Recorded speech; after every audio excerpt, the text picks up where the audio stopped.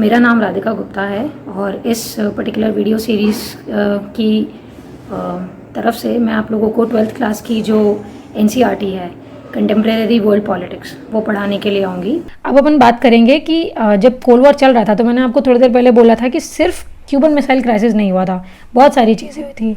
जैसे कि कोरिया में वॉर हुआ था 1950s में। अब ये कोई छोटी मोटी वॉर नहीं थी, बहुत बड़ी वॉर थी, बहुत नुकसान हुआ था कोरियाज़ के भी, दोनों कोरिया आपस में लड़े थे। इंडिया ने भी इंटरवीन किया था उस टाइम पे। और मतलब ऐसा नहीं था कि क्यूबन मिसाइल क्राइसिस से कुछ कम था, काफ़ी ये भी मतलब अपने आप में बड़ा वॉर था। बर्लिन में उस टाइम पे बहुत कुछ हुआ था। बर्लिन वॉल एक्चुअली बन गई थी, जो काफ़ी टाइम बाद, मतलब करीब 28 साल के बाद बर्लिन वॉल गिरी थी और उसके बाद यूनिफिकेशन ऑफ जर्मनी हुआ था। ठीक है, Congo which is the location in south Africa, आप इसको देखना मैप में। कॉन्गो में वॉर हुए थे, अफगानिस्तान में वॉर हुआ था, वियतनाम में बहुत इश्यूज़ हुए थे। तो इस तरीके से बहुत सारी टेंशन हुई थी इन कंट्रीज़ में, बहुत लोगों की जान गई है, बट कोई फुल स्केल न्यूक्लियर वॉर नहीं हुआ। तो हम ये बोल सकते हैं कि कोल्ड वॉर के टाइम पे कोई डायरेक्ट कॉन्फ्रंटेशन यूएस और यूएसएसआर के बीच में नहीं हुआ, बट बहुत सारी छोटी छोटी कंट्रीज़ आपस में लड़ी थी और ये दोनों कंट्रीज़ इन छोटी छोटी कंट्रीज़ के ज़रिए आपस में काफ़ी बार लड़े थे। ठीक है, बट हमारा कोई दूसरा तीसरा वर्ल्ड वॉर नहीं हुआ था, बस ये ध्यान रखना। ठीक है, और उस टाइम पे एक इमरजेंट पॉलिसी थी नैम, नॉन अलाइनमेंट मूवमेंट, जो कि बेसिकली काफ़ी अच्छा रोल प्ले किया था उसने टेंशन को डिफ्यूज़ करने में। Nehru was one of the most important members of NAM. ठीक है, तो अभी अपन बात करेंगे नैम के बारे में। ठीक है, अच्छा ये एक छोटी सी चीज़ समझ लो, मैंने आपको थोड़ी देर पहले बोला था कि रशिया जब बेसिकली 1991 में यूएसएसआर का डिसइंटीग्रेशन हुआ था तो 15 अलग अलग कंट्रीज़ थी, रशिया एक थे, बाकी 14 कंट्रीज़ और थी, ये वो 14 कंट्रीज़ है। ठीक है, तो ये आप थोड़ा सा एक बार मैप में देख लेना, आपको आइडिया लग जाएगा कि काफ़ी बड़ा यूएसएसआर था उस टाइम पे। एक और इंटरेस्टिंग चीज़, अभी मैं जैसे न्यूक्लियर प्रोलिफरेशन की बात कर रही थी, यही कुछ चीज़ हुई थी रशिया के साथ। देखो रशिया उस टाइम पे न्यूक्लियर पावर था, ठीक है, रशिया के पास न्यूक्लियर वेपन्स थे और उसके काफ़ी सारे न्यूक्लियर बेसेस इन कंट्रीज़ में थे। ठीक है, ये जो छोटी छोटी कंट्रीज़ बाद में उभर के आई थी। तो जब यूएसएसआर का डिसइंटीग्रेशन हुआ तो काफ़ी सारी उसकी न्यूक्लियर टेक्नोलॉजी प्रोलिफरेट होकर इन कंट्रीज़ के पास चली गई। क्योंकि रशिया के जो न्यूक्लियर बेसिस थे वो तो इन्हीं कंट्रीज़ में थे, छोटी छोटी कंट्रीज़ में, है ना। तो इस तरीके से न्यूक्लियर प्रोलिफरेशन काफ़ी वाइड स्केल पे हुआ था इस टाइम पे। ये कोल्ड वॉर की एक ब्रीफ टाइमलाइन है, ऑल्दो मैंने आपको सारी चीज़ें एक्सप्लेन कर दी है। Just go through this timeline once, read the timeline, आपको उसका इवेंट का सीक्वेंस समझ में आ जाएगा। ठीक है, अभी मैंने आपसे बात की थी कि कैसे नैम हमारा एक इमर्जिंग क्या बोलते हैं आइडिया था या आइडियोलॉजी था। ठीक है, तो वो नाम basically came as a challenge to bipolarity. मैंने अभी बताया था कि वर्ल्ड बाईपोलर हो चुका था उस टाइम पे, है ना, कि एक यूएसए पोल था और एक यूएसएसआर पोल था, दो पोल थे वर्ल्ड के। ठीक है, तो काफ़ी सारी कंट्रीज़ यूएस से अलाइन हो रही थी, काफ़ी सारी कंट्रीज़ यूएसएसआर से अलाइन हो रही थी।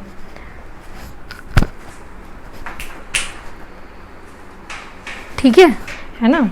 तो हुआ क्या था उस टाइम पे कि नैम ऐसी चीज़ थी जो कि कुछ कंट्रीज थी, जैसे मान लो 1940s जो टाइम था उससे लेके 50s के बीच में it was called as the era of decolonisation. काफ़ी सारी कंट्रीज इस टाइम पे आज़ाद हुई थी कॉलोनियल पावर्स से। India was one of them, है ना, चाइना भी आज़ाद हुआ था उस टाइम पे, काफ़ी सारी कंट्रीज़, पाकिस्तान आज़ाद हुआ था, आज़ाद क्या नया ही बना था, तो काफ़ी सारी कंट्रीज़ उस टाइम पे आज़ाद हुई थी। तो ये सारी जो नई नई डीकोलोनाइज्ड कंट्रीज़ थी ये बेसिकली किसी एक ब्लॉक की तरफ, यूएसए और यूएसएसआर की तरफ नहीं जाना चाहती थी, क्योंकि इनको ये था कि भाई अभी अभी तो हम आज़ाद हुए हैं, इतनी मुश्किल से इतने सालों की लड़ाई के बाद हमें आज़ादी मिली है ना। अब हम तुम में से किसी एक ब्लॉक के साथ आ जाए तो हमारा कहाँ डेवलपमेंट होगा, हम कहाँ जाएंगे। तो ये कंट्रीज़ किसी के साथ अलाइन नहीं होना चाहती थी, तो इन्होंने एक बड़े इनोवेटिव तरीके से दिमाग लगाया कि यार हम नॉन अलाइनमेंट मूवमेंट चलाएंगे। ठीक है, तो ये जो नॉन अलाइनमेंट मूवमेंट था ये बेसिकली था decolonise countries of Asia, Africa and Latin America. इनको एक ऑप्शन दे रहा था थर्ड वर्ल्ड कंट्रीज़ को कि भाई तुम कोई भी अलायंस ज्वाइन मत करो। ठीक है, तो जो रूट, अब 5 लोग थे, जो 5 इंपॉर्टेंट कंट्रीज थी जो नॉन अलाइनमेंट की बेसिकली क्या बोल सकते हो फाउंडर मेंबर्स थे। कौन कौन थे? यूगोस्लाविया। ठीक है, यूगोस्लाविया एक कंट्री थी। दूसरी हमारी इंडिया थी, नेहरू जी याद होंगे। तीसरा था इजिप्ट। इजिप्ट की लोकेशन देखना मैप में जाके, यूगोस्लाविया भी नहीं मिलेगा लोकेशन में क्योंकि काफ़ी डिवाइड हो गया है। और इजिप्ट को देखोगे अगर आप, तो इजिप्ट भी आपका साउथ अफ्रीका में, अफ्रीकन कंट्री है इजिप्ट। ठीक है, इसकी लोकेशन देखना जाके। Indonesia was another country. Ghana is also in Africa, it's an African country, इसको जाके देखो। ये 5 मेंबर थे, 5 कंट्रीज थी जिनके लीडर्स दे केम टुगेदर। इन्होंने बेलग्राड में एक समिट की और उसके बाद they came up with the idea of NAM. अच्छा, जब नाम आया था तो उसके 3 फैक्टर्स थे क्यों नाम आया था। नाम बेसिकली इसलिए आया था क्योंकि इन कंट्रीज़ के बीच में कोऑपरेशन था, ठीक है। कोल्ड वॉर की टेंशन्स बहुत ज़्यादा बढ़ रही थी, कोल्ड वॉर की टेंशन्स बढ़ रही थी तो इनको डर था कि यार अभी अभी हम आज़ाद हुए, किसी ब्लॉक का हिस्सा नहीं बनेंगे, नहीं तो ज़बरदस्ती मिलिट्री लड़ाई लड़नी पड़ जाएगी, कोई और कंट्री इन्वॉल्व होगी, हमें ज़बरदस्ती इन्वॉल्व कर लिया जाएगा, ठीक है। क्यों? क्योंकि हम सिर्फ अलाई है, हम उस मिलिट्री का हिस्सा है, मिलिट्री ब्लॉक का हिस्सा है। तीसरा था कि काफ़ी सारी छोटी छोटी थर्ड वर्ल्ड कंट्रीज जो थी वो इंटरनेशनल पॉलिटिक्स में या इंटरनेशनल अरीना में नई नई थी, तो वो चाहते थे कि भाई हमारा अपना एक स्टैंड होना चाहिए, हमें अपना एक से मिलना चाहिए, हम क्यों किसी को फॉलो करें, है ना। Though we are small countries but हमारा खुद का तो कोई वैल्यू होनी चाहिए ना, तो ये झगड़ा था उनका। तो these 3 factors and the proactive role of these 5 countries basically led to formation of NAM, ठीक है। अब नैम ने क्या किया, देखो नैम के बारे में ना कुछ थोड़ी सी बात कर लेते हैं। नैम बेसिकली जो था it grew into very popular international movement, जैसे जैसे वो इंटरनेशनल मूवमेंट बनता गया काफ़ी सारी कंट्रीज़ उसको ज्वाइन करती गई, है ना। एक छोटी सी चीज़ समझो, जब बहुत सारी कंट्रीज़ किसी भी ऑर्गेनाइजेशन को ज्वाइन करती है ना, तो उस ऑर्गेनाइजेशन की होमोजेनिटी कम होने लगती है। होमोजेनिटी का क्या मतलब है यहाँ पे, देखो होमोजेनिटी का मतलब है कि मान लो 5 कंट्रीज़ आपस में एक साथ ट्रेड कर रही है, तो उन कंट्रीज़ की जो रीजनल वैल्यूज़ है, उन कंट्रीज़ का जो कल्चर है, उन कंट्रीज़ का जो तरीका है, जैसे मान लो वो सारी डेमोक्रेसी हो सकती है, वो सारी same type of cultural aspect में बिलीव करती है, फॉर एग्जांपल बुद्धिज़्म हो गया, जैनिज़्म हो गया, या हिंदू कल्चर हो गया, या मुस्लिम कल्चर हो गया, ठीक है। तो जहाँ पे जितनी ज़्यादा होमोजेनिटी होती है, होमोजेनिटी समझे, होमोजेनिटी मतलब इन एस्पेक्ट्स में, for example the way they are their economies are aligned, the way their cultures are aligned, the way their political system is aligned, तो जितनी ज़्यादा होमोजेनिटी होती है उस पर्टिकुलर ब्लॉक की, उतना ही ज़्यादा उस ब्लॉक का बार्गेनिंग पावर होता है। तो जैसे फॉर एग्जांपल आप ले लो ईयू, यूरोपियन यूनियन में यूरोपियन देश है ना, तो सारे के सारे यूरोपियन देश का कल्चर सेम है, क्योंकि सारे यूरोप में हैं और उसी मतलब कितने सदियों से बाहर रह रहे हैं, तो वहाँ के जो लोग हैं उनका कल्चर सेम है, ठीक है। तो इसलिए वो होमोजिनस कंट्रीज़ हैं। उन लोगों की करेंसी यूरो करेंसी है, काफ़ी सारी यूरोपियन यूनियन के देशों की, तो यूरो करेंसी भी अपने आप में एक सिमिलर करेंसी है। तो ये यूरोपियन यूनियन जो ब्लॉक है ये अपने आप में इसका बार्गेनिंग पावर बहुत स्ट्रांग है, ये जब भी किसी इंटरनेशनल इकोनॉमिक या पॉलिटिकल स्फीयर में अपनी बात रखता है तो उसकी बात मानी जाती है, सुनी जाती है ना, इस पर गौर किया जाता है। क्यों? क्योंकि ये होमोजीनस ब्लॉक है और काफ़ी बड़ा ब्लॉक है, तो इसलिए इसकी बार्गेनिंग कैपेसिटी काफ़ी ज़्यादा है, अपनी बात मनवाने का इसका कैपेसिटी बहुत ज़्यादा है ना। जैसे हो गया आपका आशियान, ये साउथ ईस्ट एशिया का ब्लॉक है, association of south east nation, तो इनकी बार्गेनिंग पावर अच्छी है। क्यों? क्योंकि आशियान के जो देश है वो कल्चरली काफ़ी सिमिलर है, तो उनकी बार्गेनिंग कैपेसिटी बढ़ जाती है। ये सारी चीज़ समझाने का अर्थ ये था कि जब नॉन अलाइनमेंट मूवमेंट आया था तो इनिशियली उसमें जो कंट्रीज़ थी उनकी वो सारी थर्ड वर्ल्ड कंट्रीज़ थी, है ना। तो और उन सबका मोटो सेम था, कम कंट्रीज़ थी तो होमोजेनाइज्ड थी, है ना, बार्गेनिंग पावर अच्छी थी। बट धीरे धीरे क्या होता गया, जैसे काफ़ी सारी कंट्रीज़, काफ़ी सारे पॉलिटिकल सिस्टम्स उसमें अपना इंटरेस्ट दिखाने लगे, उसको ज्वाइन करने लगे। तो जैसे जैसे मेंबरशिप बढ़ती चली गई वैसे वैसे हर आदमी, हर कंट्री अपनी अलग अलग इच्छा और इंटरेस्ट लेके आता गया, तो वो जो मूवमेंट था वो लेस होमोजीनस हो गया। जैसे वो लेस होमोजीनस हुआ उसकी बार्गेनिंग कैपेसिटी कम हो गई, है ना। और it became all the more difficult to define what in neat in precise terms what was actually NAM standing for, है ना। नाम का क्या बेसिकली एम था वो ही डिफाइन करना बहुत डिफिकल्ट हो गया। हाँ, ये बहुत आसान था बताना कि नाम क्या नहीं है।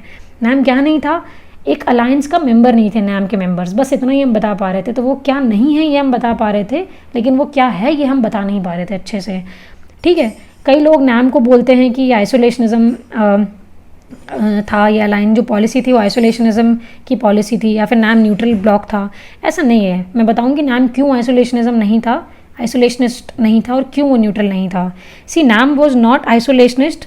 क्यों? क्योंकि आइसोलेशनिज्म का मतलब होता है कि आप जो वर्ल्ड पॉलिटिक्स से, वर्ल्ड अफेयर्स उससे दूर रहो एकदम। आप जैसे मतलब कोई बाबा है ना, तो वो बाबा जब संन्यास ले लेता है तो वो पहाड़ों में चला जाता है और वो फिर दुनिया के उससे दूर रहता है। जैसा संन्यास आश्रम is one of the 4 ashramas, है ना। तो जब आप संन्यास ले लेते हो तो आप दीन दुनिया से दूर हो जाते हो। दैट इज़ व्हाट आइसोलेशनिज्म इज़, कि भाई मेरे को कोई मतलब नहीं, मैं बिल्कुल दीन दुनिया से दूर हूँ, ये होता है आइसोलेशनिज्म का मतलब। लेकिन नाम आइसोलेशनिज्म में आइसोलेशनिस्ट नहीं था। क्यों नहीं था? क्योंकि वो एक्टिवली पार्टिसिपेट कर रहा था to diffuse the tensions between the world war countries. जो कोल्ड वॉर की कंट्रीज़ थी उनके बीच में स्टेबिलिटी लाने के लिए, पीस लाने के लिए, मीडिएट करने के लिए, टेंशन डिफ्यूज़ करने के लिए वो बहुत एक्टिवली हेल्प कर रहा था, बहुत एक्टिवली ट्राई कर रहा था। तो इसीलिए वो वर्ल्ड पॉलिटिक्स का हिस्सा था। It was very much a part of it. वो वॉर नहीं लड़ रहा था, लेकिन वो वॉर को रोकने की तो कोशिश कर ही रहा था, है ना। तो इसीलिए वो आइसोलेशनिस्ट नहीं था। नाम न्यूट्रल भी नहीं था। न्यूट्रल क्यों नहीं था? न्यूट्रल का मतलब होता है कि आप ना तो वॉर का हिस्सा बनोगे और ना ही उस वॉर को रोकने की कोशिश करोगे। तो neutrality as a policy refers to staying out of the war and you are not necessarily required to help and a war also, आपको ज़रूरी नहीं है कि आप वॉर को एंड करो, है ना। पर नाम ऐसा नहीं था, नाम वॉर को रोकना भी चाहता था, ठीक है। वो चाहते थे कि वॉर नहीं हो, वो चाहते थे कि यार थर्ड वर्ल्ड कंट्रीज़ को इसमें ज़बरदस्ती घुसाना ना पड़े, तो इसीलिए नाम दोनों ही नहीं था, ना तो न्यूट्रल था ना तो आइसोलेशनिस्ट था, ठीक है। अब आप समझो कि नाम सिर्फ एक पॉलिटिकल स्फीयर भी नहीं था, वो इकोनॉमी में भी अपने कुछ चीज़ें इस्टेब्लिश करना चाह रहा था, क्योंकि देखो नॉन अलाइन कंट्रीज जो थी ना, वो मेयरली मीडिएटर नहीं बनना चाहती थी कोल्ड वॉर में। वो नाम में जब आपस में जुड़े थे तो वो चाहते थे कि भाई नाम का कोई और भी फ़ायदा हो। इतनी सारी कंट्रीज जब एक साथ एक स्टेज पे आई है तो उसका कुछ और फ़ायदा तो होना चाहिए। फ़ायदा वो लोग ये चाहते थे कि ये सारी जो कंट्रीज़ थी मोस्टली लीस्ट डेवलप्ड कंट्रीज़ थी, काफ़ी गरीब नेशंस थे। जैसे आप अफ्रीकन नेशन ले लो कि बहुत गरीब थे, आज़ाद हुए थे नए नए, अफ्रीका का तो लिटरली पेपर पार्टीशन हुआ था, जैसे मर्जी आए वैसे उन्होंने मैप में बना दिया और पार्टीशन कर दिया, ठीक है। पढ़ना इसके बारे में बहुत मज़ा आएगा।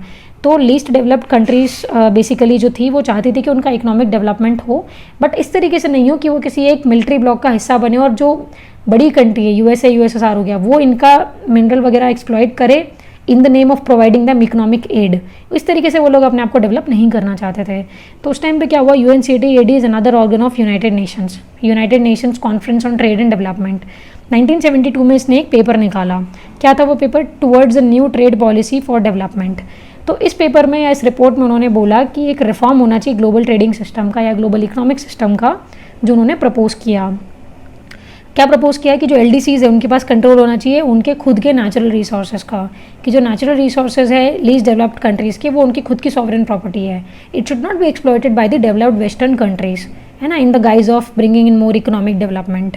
दूसरी चीज़, जो दूसरा रिफॉर्म उन्होंने बोला वो क्या था, obtaining access to western markets, है ना, कि वेस्टर्न मार्केट्स के मार्केट्स ओपन करो so that least developed countries also can trade in these markets, they can also export their products in these markets, है ना।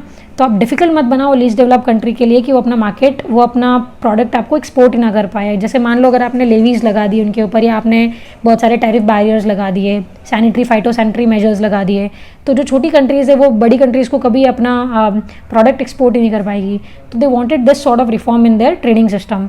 फिर वो लोग चाहते थे कि डेवलप कंट्रीज़ जो हैं वो अपनी टेक्नोलॉजी का कॉस्ट रिड्यूस करे so that least develop countries can also get access to newly developed technologies और दी मोस्ट रीसेंट टेक्नोलॉजीज़। चौथा रिफॉर्म जो वो चाहते थे वो क्या चाहते थे कि greater role in institutional economic institution.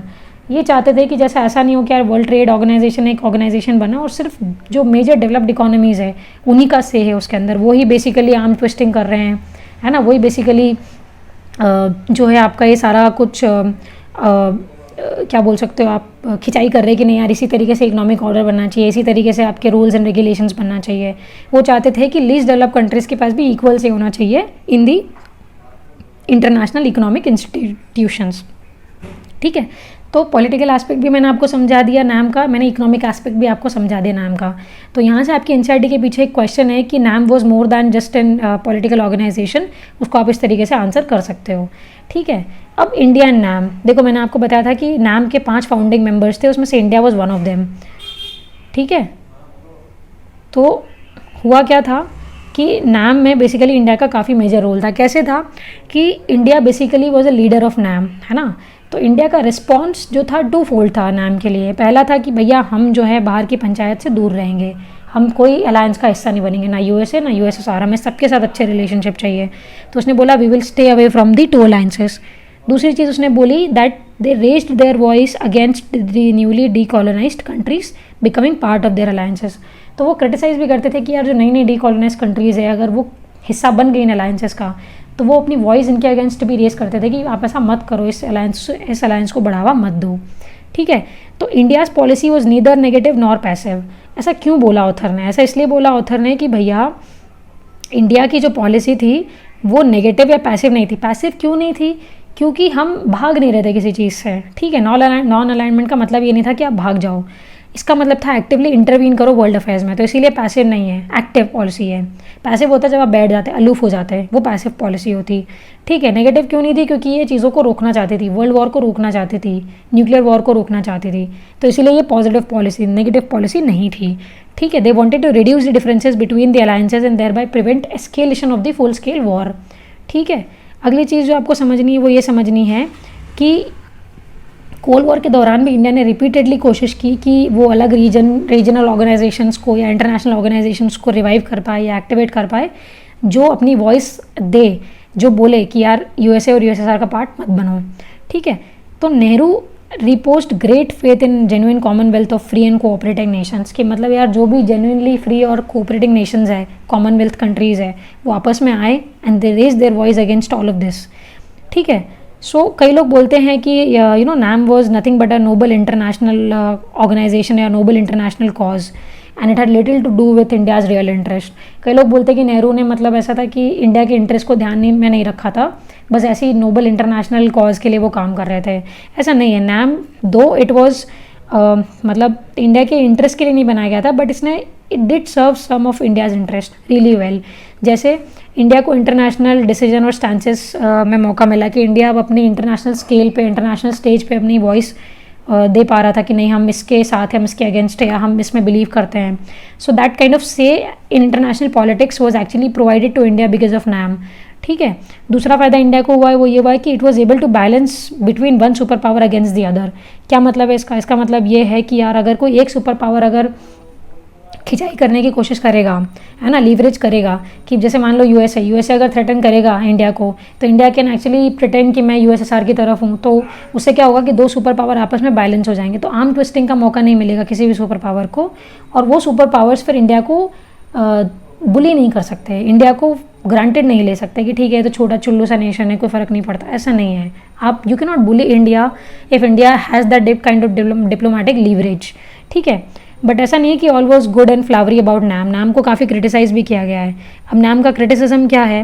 NAM का क्रिटिसिज्म ये है कि नैम अनप्रिंसिपल्ड था। अनप्रिंसिपल्ड होने का क्या मतलब है कि इंडिया चाहता था कि उसका नेशनल इंटरेस्ट बना रहे, और उस नेशनल इंटरेस्ट को परस्यू करने के लिए India often refuse to take firm stand on crucial international issues, है ना। इंडिया बेसिकली थोड़ा ज़्यादा नाइव नेशन बन रहा था और उसने कोई क्रूशियल इंटरनेशनल इशू पे फर्म स्टैंड नहीं लिया, वो सिर्फ ऐसे इधर उधर की बातें कर रहे थे। तो इस केस में उसको क्रिटिसाइज़ किया जाता है। दूसरा क्रिटिसिज्म क्या था कि इंडिया इनकन्सिस्टेंट था और बहुत कॉन्ट्राडिक्टरी पॉस्चर्स ले रहा था। कॉन्ट्राडिक्टरी पॉस्चर्स कैसे? इंडिया ने बोला कि यार हम कोई अलायंस ज्वाइन नहीं करेंगे, नैम ने बोला कि हम कोई अलायंस ज्वाइन नहीं करेंगे, बट इंडिया ने treaty of friendship and peace sign कर लिया यूएसएसआर के साथ 1971 में for its own national interest, defence के इक्विपमेंट्स के लिए। तो ये काफ़ी कॉन्ट्राडिक्टरी पॉस्चर था कि एक तरफ तो आप बोल रहे हो कि आप कोई मिलिट्री अलायंस ज्वाइन नहीं करोगे और दूसरी तरफ आप यूएसएसआर के साथ ट्रीटी साइन कर रहे हो। प्रॉब्लम क्या थी यूएसएसआर के साथ ट्रीटी साइन करने की कि यूएसएसआर खुद एक अपने आप में ब्लॉक लेके खड़ा था। तो अगर आप यूएसएसआर के साथ treaty of friendship and peace sign कर रहे हो, आप बोल रहे हो तो मेरा दोस्त है, तो वर्चुअली आप बिना बोले ये बोल रहे हो कि आप यूएसएसआर ब्लॉक की तरफ इंक्लाइंड हो, ठीक है। तो ये एक दिक्कत थी जो लोगों को नैम और इंडिया के स्टैंड से थी, ठीक है। अगली चीज़ आपको जो समझनी है वो ये है कि रेलेवेंस ऑफ नैम। अब मैंने नैम के बारे में आपको बताया कि इंडिया का रोल क्या था, नैम के बारे में क्रिटिसिज्म बताए। तो कई लोगों का सवाल ये उठता है कि यार नैम उस टाइम पे बना इसलिए था क्योंकि उसको कोल्ड वॉर टेंशन्स कम करनी थी। अब कोल्ड वॉर टेंशन्स कम हो गई तो अब नैम का क्या रिलेवेंस है ना। नैम कितना रिलेवेंट है प्रेजेंट टाइम में, कितना नहीं है। तो नैम की रिलेवेंस इस तरीके से देखी जा सकती है कि यार जो डीकॉलोनाइज्ड स्टेट्स थे उनके पास एक हिस्टोरिकल एफिलिएशन था। हिस्टोरिकल एफिलिएशन कैसे कि वो कॉलोनीज थी, इधर फ्रांस की थी, इधर ब्रिटेन की कॉलोनीज थी, ठीक है। तो इनका एक हिस्टोरिकल कनेक्ट था, हिस्टोरिकल एफिलिएशन था। सो जो छोटी छोटी LDCs है, लीस्ट डेवलप कंट्रीज़ है, थर्ड वर्ल्ड कंट्रीज़ है, ये कंट्रीज़ आपस में कब एक पावरफुल फोर्स या एक फॉर्मिडेबल फोर्स बन सकती है जब ये साथ में आएगी, ठीक है। जैसे उंगली और मुट्ठी हो गया, तो उंगली की अपनी स्ट्रेंथ इतनी नहीं होती जितनी पूरी मुट्ठी की होती है, तो उस तरीके से समझो, ठीक है। Poor and often very small countries of the world they need not become followers of any of the big power, है ना। और वो चाहते हैं कि वो अपनी इंडिपेंडेंट फॉरेन पॉलिसी को परस्यू कर पाए। तो नाम वो स्पेस देता था उनको कि भाई तुम्हें किसी के साथ अलाइन होने की ज़रूरत नहीं है, तुम अपने बिना अलाइन हुए भी खड़े हो सकते हो, तो अपनी इंडिपेंडेंट फॉरेन पॉलिसी चला सकते हो, ठीक है। NAM was based on the resolution to democratise the international system. Democratise करने का क्या मतलब है कि हर कंट्री की बराबर वॉइस हो, कोई हेजेमन नहीं हो, कोई ऐसा नहीं हो कोई कंट्री की जो दब रही है ना, सबसर्वेंट नहीं हो। तो बेसिकली वो डेमोक्रेटिक वर्ल्ड ऑर्डर लाना चाहते थे, इसीलिए उनका ये एक एम था, ये एक मोटो था। तो आज भी हम लोग कई सारे स्फीयर्स में चाहते हैं कि डेमोक्रेटिक पॉलिसी मेकिंग हो, जैसे एनवायरनमेंट हो गया, क्लाइमेट चेंज हो गया, टेररिज्म हो गया, ये सारे ऐसे प्रेसिंग इश्यूज़ है जिसमें इंटरनेशनल कोऑपरेशन की बहुत ज़रूरत है। और वहाँ पे अगर डेमोक्रेटाइज्ड सिस्टम ना हो तो फिर बहुत दिक्कत हो सकती है। कैसे? जैसे मान लो अभी WTO है, ठीक है, ट्रेड रिलेटेड ऑर्गेनाइजेशन है। अब यूएसए अलग ही थ्रेटन करता है डब्ल्यूटीओ को कि मैं तुम्हारे सिस्टम से बाहर हो जाऊंगा, है ना, मैं तुम्हारी पॉलिसी फॉलो नहीं करूंगा। और उसके बाद मान लो जैसे और एग्जांपल अगर अपन ले तो कई सारी ऐसी रीजनल ब्लॉक्स है जहाँ पे यूएसए एक हेजेमनी पावर जैसा है ना, जैसे तो उसमें होता क्या है कि जो बड़ी बड़ी कंट्रीज है जैसे यूएसए हो गया, चाइना हो गया, तो ये सब हेजेमन कंट्रीज़ है ना। जैसे मान लो आईएमएफ एक एग्जांपल, आईएमएफ में क्या होता है कि जो वोटिंग सिस्टम है वो voting system basically is based on the fact कि कितना एक कंट्री का शेयर है ना, कितने कंट्री ने आईएमएफ के उसमें शेयर्स खरीदे हुए हैं, उसके हिसाब से वोटिंग पैटर्न है। तो हर कंट्री का बराबर वोट नहीं है, तो जिस कंट्री की जितनी ज़्यादा इकोनॉमिक स्ट्रेंथ है उतना ही उसके पास वोटिंग पैटर्न है। तो क्या होता है कि ये डेमोक्रेटिक नहीं है अपने नेचर में, तो ये डेमोक्रेटाइज करने की कोशिश जो थी वो नाम की थी, तो इसको आप इस तरीके से बोल सकते हो। ठीक है, इस तरीके से आपका चैप्टर तो ख़त्म हो जाता है ना। आई होप आप लोग को समझ में आया होगा कि पूरी की पूरी पिक्चर कैसी थी। अगर आपको कोई चीज़ नहीं समझ में आई है, do feel free to drop by in the comment section and we'll try to address that in the upcoming videos। ठीक है, अभी आप कुछ क्वेश्चन है आपके एनसीईआरटी के पीछे जो हम लोग देख लेते हैं फटाफट से। जैसे मान लो ये पहला क्वेश्चन था, वो ये पूछ रहा है कि कोल्ड वॉर के बारे में कौन सी चीज़ गलत है, कौन सा स्टेटमेंट गलत है। तो ज़रा स्टेटमेंट पढ़ो। It was a competition between US and Soviet Union in their respective allies, ये बात बिल्कुल ठीक है। It was an ideological war between the super powers, बिल्कुल सही बात है, मैंने बताया था कि आइडियोलॉजी का कितना बड़ा रोल था। ठीक है, third is triggered an arms race, ये भी बिल्कुल सही बात है कि बहुत आर्म्स रेस हुई है, बहुत सारे मिलिट्री बिल्डअप हुए हैं उस टाइम पे। USSR and USA were engage in direct Wars, ये गलत है, क्यों? क्योंकि डायरेक्ट वॉर में वो एंगेज्ड नहीं थे, इसीलिए उसको कोल्ड वॉर बोलते हैं, ठंडा युद्ध बोलते हैं। क्यों? क्योंकि वो हॉट नहीं हुआ, वो डायरेक्टली मटीरियलाइज नहीं हुआ in some sort of another third world war, है ना, इसीलिए हम उसको कोल्ड वॉर बोलते हैं, वर्ल्ड वॉर नहीं बोलते हैं। Which of the following statements does not reflect the objectives of NAM, तो इसका मतलब है ये ढूंढ लो कौन से ऑब्जेक्टिव्स हैं नाम के, तो जो नहीं होगा वो आंसर निकल आएगा। Enabling newly decolonise countries to pursue independent foreign policies, बिल्कुल सही बात है। Not to join any military alliance, बिल्कुल सही बात है। Following a policy of neutrality on the global issues, ये गलत है क्योंकि न्यूट्रल नहीं था नैम, ये मैंने अभी आपको एक्सप्लेन किया है। ठीक है, तो आंसर मिल गया आपको आपका। चौथा स्टेटमेंट ये आप देखो, मार्क करेक्ट और wrong against each other of the following statements that describe the feature of the military alliances that were formed by the superpowers। ज़रा इस क्वेश्चन को देखो। Member countries of the alliance have to provide bases in the respective lands for their super powers, बिल्कुल सही बात है, मैंने बताया था कि टेरिटरी मिलती है तो आप उस छोटी कंट्री से अपनी मिलिट्री का जो बेस है वो बना सकते हो और वहाँ से आर्म्स फायर कर सकते हो। Member countries to support the super power both in terms of ideology and military strategy, बिल्कुल सही बात है। When a nation attacks any member country, it is considered as an attack on all the member countries, ये भी बिल्कुल ठीक बात है। Super powers assist all the member countries to develop their own nuclear weapons, ये गलत है क्योंकि ये आप नहीं करोगे। ठीक है, तो इस तरीके से आप अपने आंसर्स ढूंढ सकते हो।